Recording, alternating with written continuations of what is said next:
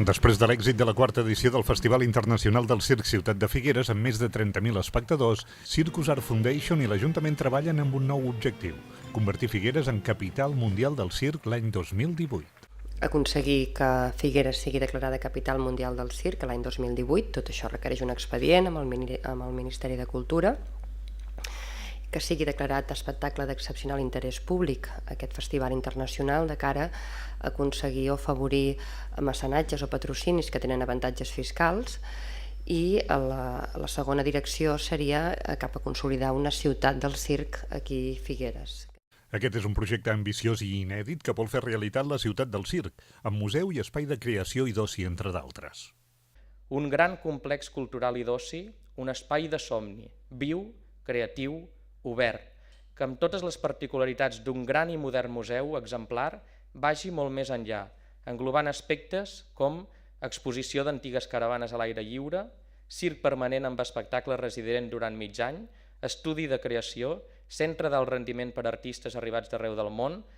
i tot plegat per somiar més enllà de 5 dies l'any, per esdevenir l'epicentre mundial del circ, per atraure milers de visitants a casa. Demanarem el màxim d'ajut fins tallar la cinta, però un cop la cinta es talli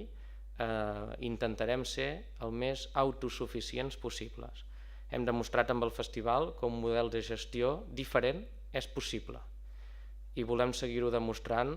amb la ciutat del circ. Una ciutat del circ que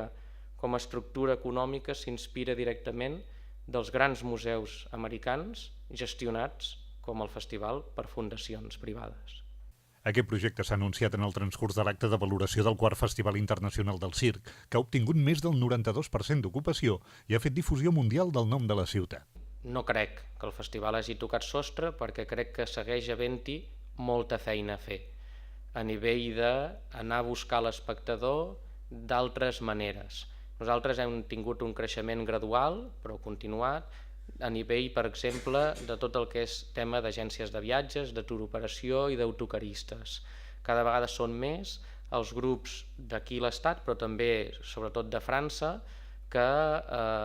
organitzen excursions en grup per venir a Figueres durant el festival. Això és una via claríssima nostra de creixement i és una via, la de la turoperació, a la que ens concentrarem especialment durant tot aquest any, perquè no només pel festival, sinó perquè quan tallem la cinta de la ciutat del circ sigui de nou una història d'èxit. El pressupost del festival és de més de 676.000 euros, dels quals 440.000 s'aconsegueixen amb ingressos propis, com taquillatge, cafeteries i marxandatge.